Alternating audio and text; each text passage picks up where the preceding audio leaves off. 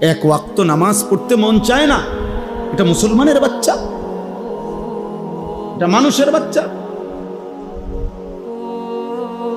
কোনদিন ফজরের নামাজ পড়তে মন চায় না, এটা মানুষের বাচ্চা। মিয়া এটা মুসলমান এত নিকৃষ্ট হয় কিনা? এক ফোঁটা ঈমান যার কলিজার মধ্যে আছে সে আল্লাহকে এভাবে ভুলে কেন? ভুল তো হইতে পারে, হোঁচট খাইতে পারে। একটা মানুষ চলার পথে ফিসলা খাইতে পারে, স্বাভাবিক। তার মানে কি রাস্তায় ফিসলা খাইয়ে পড়ছি, অতএব এখন আর উড়াউড়ির নাম নাই, রাস্তাতে উঠতে থাও নাকি? তাহলে ভুল হইতে পারে, আমল ছুটে যাইতে পারে, গুনাহ হইতেই পারে, কিন্তু তাই বলে কি গুনার উপরে 30 বছর? বুঝেন নাই আমার কথা?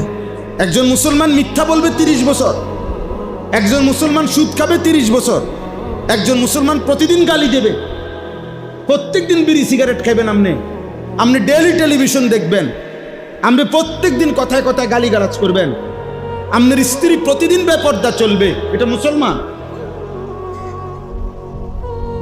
তাহলে হুঁচট খাইতে পারেন, পিছলা খাইতে পারেন, ভুল হইতেই পারে,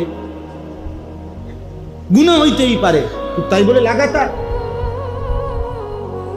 আল্লাহ আমাদেরকে হেফাজত করুন।